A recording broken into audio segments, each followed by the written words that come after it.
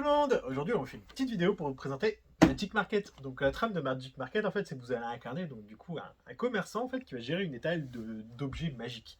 Donc, c'est assez simple, en fait, ça apprend vraiment, ça a les plusieurs mécaniques, un petit peu les transactions monétaires, le memory, et vraiment le concept, je suis joueur vert, j'ai ma petite étale. À mon tour de jeu, je vais lancer ce dé, qui va de 1 à 3, et en fait, le dé va déterminer de combien de crans on va déplacer le plateau central. Une fois ça, je vais voir en fait les trois types de clients que je vais avoir devant mon étal qui vont venir pour acheter donc du coup un produit.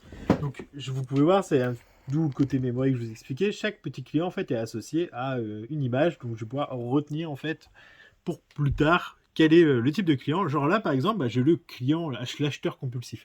Donc là, celui-là, c'est le client préféré de tous les commerçants. L'acheteur compulsif achète le premier objet que vous lui proposez et au prix fort. Donc du coup, vous rapporte plein de points.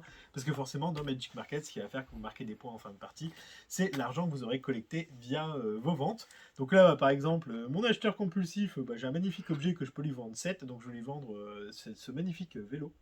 Et donc du coup, je récupérerai ainsi 7 pièces.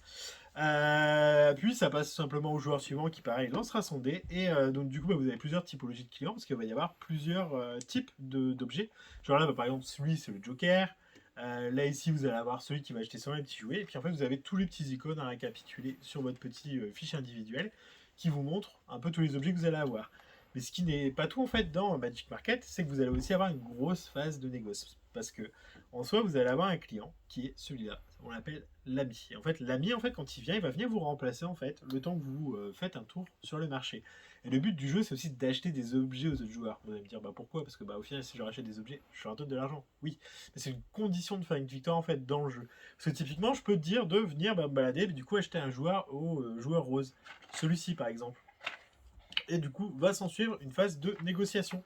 Donc là, je pourrais lui dire, là, l'objet vaut entre 1 et 3, je vais pouvoir peut-être l'acheter pour 2, peut-être qu'il voudra me le vendre absolument pour 3. Si on n'arrive pas à se mettre d'accord, le dé décidera pour nous. Et donc, du coup, là, en l'occurrence, je paierai 3. Donc, du coup, je serai un petit peu dégoûté. Pas de chance au dé, Ça hein. te fait rire, hein. Et donc, du coup, tout simplement, je récupérerai l'objet.